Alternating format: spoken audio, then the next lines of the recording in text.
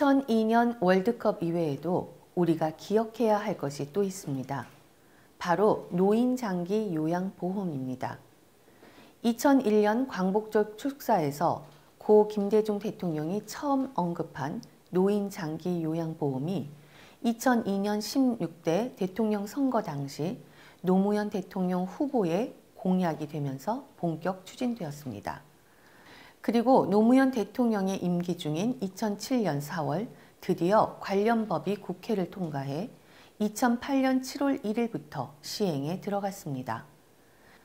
노인장기요양보험은 노인성 질병이나 고령으로 인해 일상생활을 혼자서 할 수 없는 분들을 위해 서비스를 제공해주는 사회보험 지원 제도입니다. 누구나 언젠가 맞게 될 노인의 문제를 개인이나 가계의 부담을 떠나 국가와 사회가 책임지겠다는 제도입니다.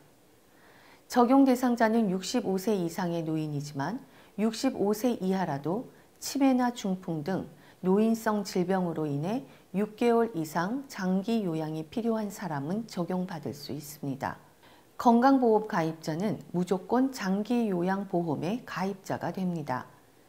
또한 국가와 지방자치단체가 생활이 어려운 국민의 최저생활을 보장하고 자립을 지원하는 제도인 공공부조의 영역에 속하는 의료급여 수급권자의 경우는 건강보험과 장기요양보험의 가입자 대상에서 제외되지만 대신 국가와 지방자치단체의 부담으로 장기요양보험 적용을 받을 수 있습니다.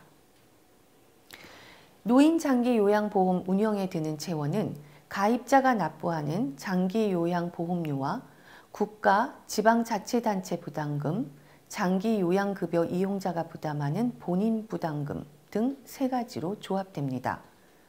여기서 잠시 장기요양급여 종류에 대해서 알아보겠습니다.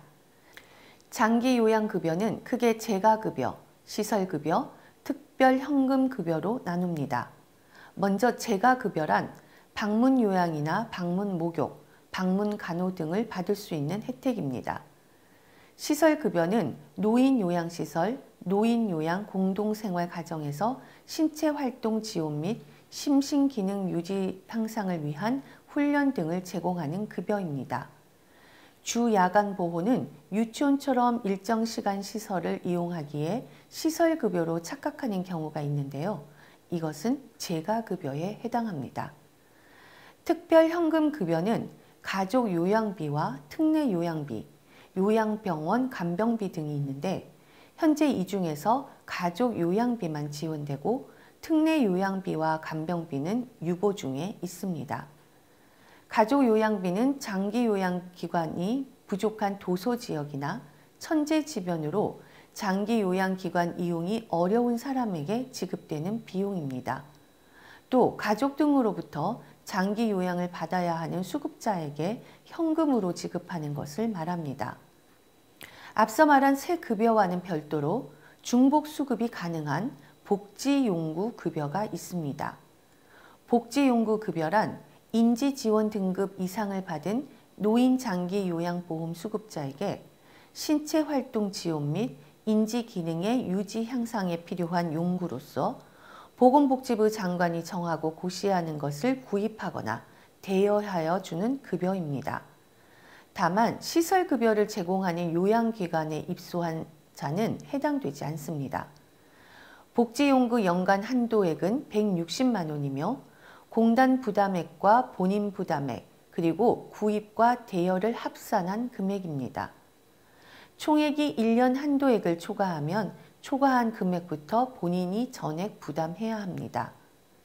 현재 구입 지정 품목은 총 10가지로 이동변기, 목욕의자, 성인용 보행기, 안전손잡이, 미끄럼 방지용품, 간이변기, 지팡이, 욕창 예방 방석, 자세 변환 용구, 그리고 요실금 팬티가 있습니다. 욕창 예방 매트리스와 경사로는 구입도 가능하고 대여도 가능합니다. 재가급여를 받기 위해서는 5등급 이상을 받아야 하고 시설급여를 받기 위해서는 2등급 이상을 받아야 합니다. 총 5등급까지 있으며 5등급과 등급 외 인지지원 등급은 치매인 경우에만 적용됩니다. 등급 판정은 건강이 매우 안 좋다, 큰 병에 걸렸다 등과 같은 주관적인 개념이 아닌 심신의 기능 상태에 따라 일상생활에서의 도움이 얼마나 필요한지가 지표화되어야 합니다. 이러한 지표화된 장기요양 인정 점수를 기준으로 합니다. 등급을 받아 장기요양보험 혜택을 받으려면 국민건강보험공단 노인장기요양보험운영센터에서 신청해야 합니다. 이곳에 직접 방문하거나 우편, 팩스, 인터넷 또는 유선으로 신청할 수 있습니다. 일단 신청하고 나면 법이 정한 대로 30일 이내에 등급 판정이 나와야 해서 보통 14일 안으로 건강보험공단 직원이 방문해 인정조사를 실시합니다. 공단 직원이 방문해서 대상자의 신체 상태, 인지 상태, 일상생활 수행 수준, 관절 가동 범위와 근력 수준 등을 확인하고 같이 사는 자녀나 대상자의 배우자와 상담을 진행합니다. 신청할 때 의사소견서를 함께 제출하는 경우도 있지만 보통은 인정조사가 끝난 다음 담당 직원이 의사소견서를 언제까지 제출하라고 안내해 줍니다.